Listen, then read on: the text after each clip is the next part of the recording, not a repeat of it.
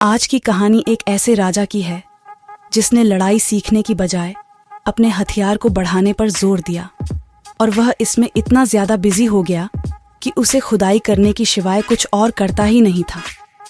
उसने अपनी महल की रानियां से लेकर नौकरानियों तक को नहीं छोड़ा। सबके साथ खुदाई की तो चलिए बिना टाइम बर्बाद की आज की अपनी शानदार मजेदार कहानी को शुरू करते हैं। कहानी की शुरुआत में हमें लैला नामक लड़की को देखते हैं और एक चंपकलाल को देखते हैं। यह चंपकलाल वही है जो दिन रात अपने हथियार पर फोकस करता है और सबके साथ खुदाई करने का मौका ढूंढता है। वह इस समय लैला के पिताजी के सामने बैठा हुआ है और उनसे कह रहा है कि मेरे पास बहुत धन है लेकिन मेरे घर पर कोई नहीं और मुझे आपकी बेटी बहुत पसंद है, इसीलिए मुझे आपकी बेटी से शादी करनी है। इस पर लैला का बाप बहुत खुश हो कि शादी बहुत ही धूमधाम से होती है, लेकिन उससे भी ज्यादा धूमधाम से वह दोनों सुहागरात मनाते हैं और इतनी ज्यादा खुदाई करते हैं कि पलंग तोड़ डालते हैं। दोनों मिलकर पूरी रात खेती करते हैं। चंपकलाल को सारा दिन और सारी रात लैला के साथ लगा रहता था।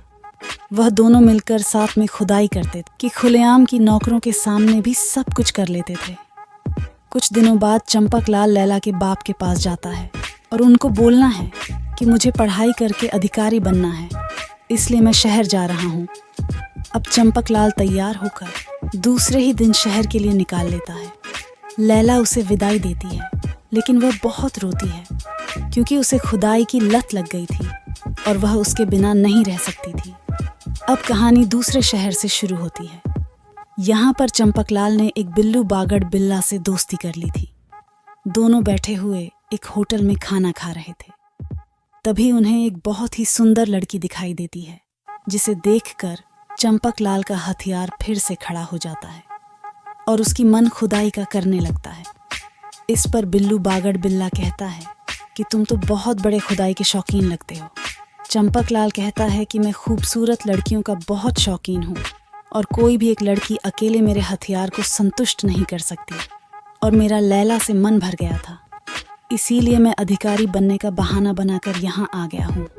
आगे हम यहाँ एक मटककली नाम की आइटम को देखते हैं जो मंदिर में प्रार्थना करने आए थे। उसकी शादी को 2 साल हो गए थे लेकिन फिर भी उसे कोई बच्चा नहीं था। वह बच्चों के लिए प्रार्थना कर रही थी, इसलिए प्रार्थना चंपकलाल सुन लेता है और वह आगे आकर उससे कहता है सुबह उससे बात करना है और इसकी खुदाई करना चाहता है। लेकिन मटककली उससे बात नहीं करती है पर चली जाती है।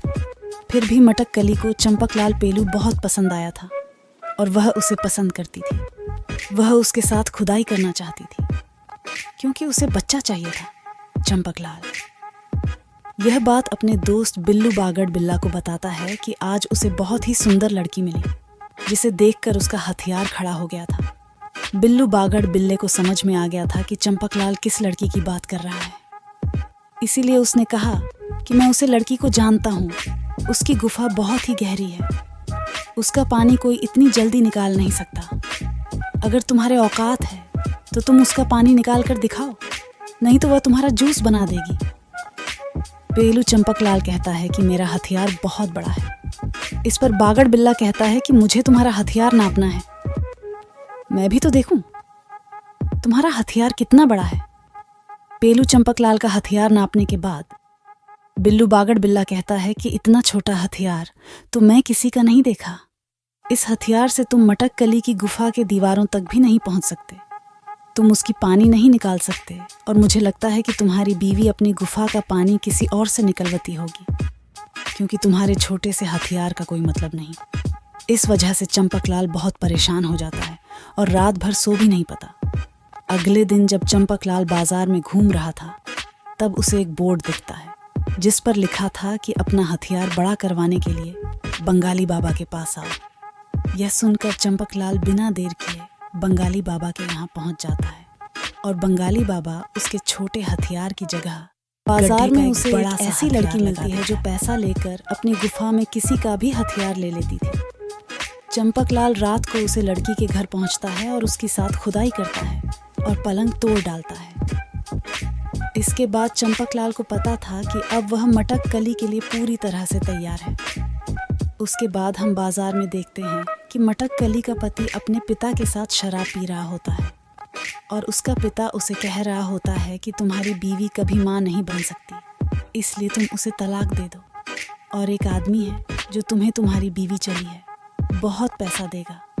इतनी देर में चंपकलाल बिल्लू बागड़ बिल्ले के साथ वहाँ पहुँच जाता है और मटक कली के पति को पैसे देता है। इस पर पहले तो उसका पति नाराज हो जाता है, लेकिन बाद में इतने सारे पैसों के बदले वह अपनी बीवी को छोड़कर वहाँ से चला जाता है और अब चंपकलाल और मटक कली के बीच कोई नहीं था। कुछ दिनों बाद मटक कली का पति लल्लू लाल चंपकलाल के गांव पहुँच जाता है और वहाँ लैला के घर जाकर काम मांगता है और लैला का पिता उसे नौकरी दे देता है और उसका रस किसी ने भी नहीं निकला था। वह भी लल्लू लाल से अपनी गुफा का रस निकलवाना चाहती थी। कुछ दिनों बाद शहर में एक हत्यारा आ जाता है जो लड़कियों की इज्जत लूटकर उन्हें जान से मार देता है। इस समय मटक कली अपने घर पर अकेली होती है क्योंकि उसका पति उसे छोड़कर भाग गया था और इस मौके का फायदा चंपकलाल उठाता है और मटक कली के घर पहुंच जाता है। चंपकलाल इस मौके का इंतजार बहुत दिनों से कर रहा था और वह उस रात मटक कली की गुफा का रस निकाल देता है और उसके साथ पूरी रात खुदाई करता है। और उधर लल्लू लाल जो कि लैला के घर में नौकरी करने लगा था, वह एक रात लैला की गुफा का पानी निकाल देता है और खूब पलंग तोड़ता है। इस तरह से जहाँ एक और चंपकलाल मटक कली का पानी निकलता है उसके साथ खुदाई करता है, लल्लू लाल लैला की गुफा की खुदाई करता है। इस तरह से धीरे धीरे चंपकलाल मटक कली के साथ ही रहने लगता है और अपने गधे वाले औजार से रोज मटक कली की खुदाई करता है। अगले दिन मटक के नचाचा अपनी 2 बेटियों के साथ उससे मिलने आते हैं, लेकिन चंपकलाल की नज़र सिर्फ और सिर्फ उन दोनों जवान लड़कियों के ऊपर थी। वह उनकी वफा का भी पानी निकालना चाहता था। उधर दूसरी ओर लैला लल्लू लाल के साथ घर छोड़कर भाग रही होती है क्योंकि उसे पता है कि उसकी शादी हो चुकी है और उसने लल्लू लाल के साथ खुदाई की है, इसलिए उसके पिता उसे जान से मार देंगे क्योंकि लैला लल्लू लाल के बच्चे की माँ बनने वाली थी। रास्ते में लैला का पैर फिसल जाता है, उसे काफ़ी चोट लगती है।